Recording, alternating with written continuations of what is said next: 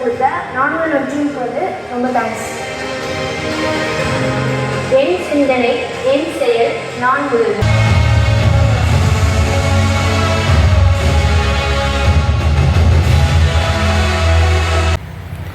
നമസ്കാരം, പാലക്കാടൻ ചാനലിലേക്ക് ഒരിക്കൽ കൂടി സ്വാഗതം. അങ്ങനെ സലാർ കണ്ടു. KGF ഫസ്റ്റിനോട് ഭൂമിക്കാൻ പറ്റുന്ന ഒരു സിനിമ എന്ന് വെച്ചാൽ ഇതിന് വെച്ചാൽ ഒറ്റ വാക്യത്തിൽ വെച്ചാൽ പറയാം. ഒരുപാട് സാമ്യതകൾ അതുമായിട്ട് ഉണ്ട് ഈ സിനിമയ്ക്ക്.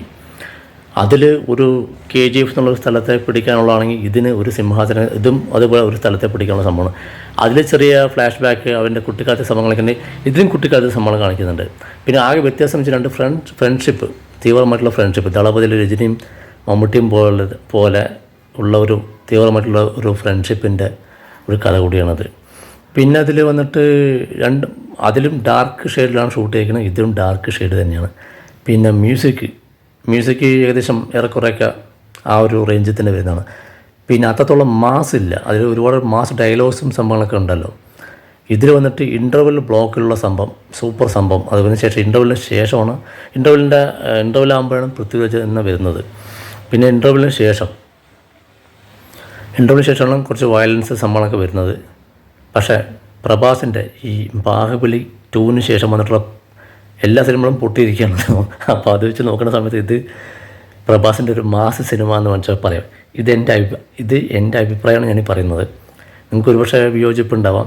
പിന്നെ ചിത്രത്തിൽ നെഗറ്റീവ് പറഞ്ഞു വെച്ചാൽ എന്താ വെച്ച് കഴിഞ്ഞാൽ ഈ പറഞ്ഞ പോലെ ഡാർക്ക് ഷെയ്ഡ് അതൊന്ന്, പിന്നെ ഈ കുറച്ച് ലാഗ് ഉണ്ട് സിനിമ. പറഞ്ഞാൽ ഒരു 3 മണിക്കൂർ മറ്റാണ് സിനിമ വരുന്നത്.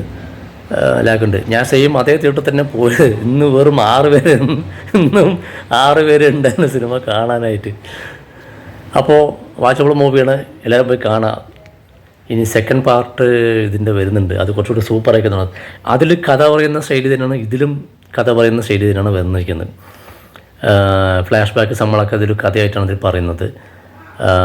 മെയിനായിട്ടുള്ള സംഭവങ്ങൾ ഇനി സെക്കൻഡ് പാർട്ടിലാണ് വരുന്നത്. അപ്പോൾ KGF 2 നമ്മൾ കണ്ടില്ല, അതുപോലെ ഫുൾ മാസമായിരിക്കുന്ന തോന്നും. KGF 2 സലാർ 2 പക്ഷേ യാഷ് ഉണ്ടാവുമെന്ന് തോന്നുന്നു. കാരണം സ്പെഷ്യൽ താങ്ക്സ് എന്നൊക്കെ പറഞ്ഞിട്ട് കൊടുത്തിട്ടുണ്ടായിരുന്നു. അപ്പോൾ ഒരു പക്ഷേ അതിലുണ്ടാവുമായിരിക്കും, അതുകൊണ്ടൊക്കെ കൊടുത്തതെന്ന് തോന്നുന്നു.